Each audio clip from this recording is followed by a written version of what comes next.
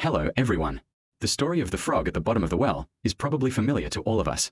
This little frog took the mouth of the well as the entire world. Only when a sea turtle appeared did it realize how narrow its horizons were. The little frog lived quite comfortably at the bottom of the well. It thought the sky was no bigger than the well's opening, and the well water was always cool and pleasant.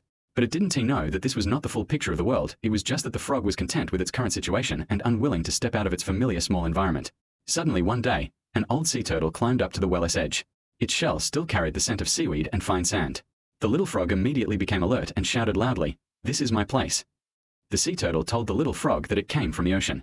The little frog retorted at once, "The sky is only as big as the well's mouth. No matter how much water there is, where can I hold it all?" The sea turtle went on to say, "The ocean is so vast that it meets the sky. You can't even see its edge. When storms come, the waves rise as high as small hills." The little frog listened in stunned silence. It was the first time it realized that the world in its mind was just a tiny, insignificant part of the real one. The little frog could no longer hold back its curiosity. It jumped onto the tallest stone at the bottom of the well and shouted, "I want to go see it myself." The sea turtle smiled and encouraged it, "Just climb up, and you'll know." The little frog began to climb the well with great effort. The well wall was slippery and steep. Its paws were worn red. It slipped down again and again, but climbed up again each time. A few fireflies flew over, lighting the way ahead for it. When dawn broke, the little frog finally climbed out of the well.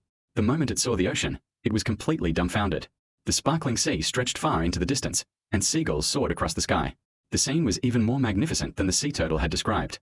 The little frog hopped happily on the beach. The waves wet its paws, bringing a cool refreshment, and every moment felt new and exciting. It finally understood that its former complacency had all come from its narrow vision. Only by stepping out could it discover the wonders of the world. The sea turtle patiently acted as a guide, pointing into the distance and telling the little frog, "That is the colorful coral reef, and that is the lush island." The little frog listened attentively. The little frog also met a small crab, who kindly gave it a beautiful seashell as a gift. The little frog sighed, "Back at the bottom of the well, I only had ants and small insects as companions. It's only after stepping out here that I realize I can make so many friends." The little frog took the initiative to tell a passing shrimp about its former understanding, honestly admitting that it had once thought the well's mouth was the edge of the sky. The shrimp smiled and said, "Now you're a frog who has seen the ocean." The seaside was full of life in the evening. The little frog played to its heart's content with its new friends, while the sea turtle watched with a smile from aside. At night, the little frog lay on the sea turtle's back and looked up at the starry sky.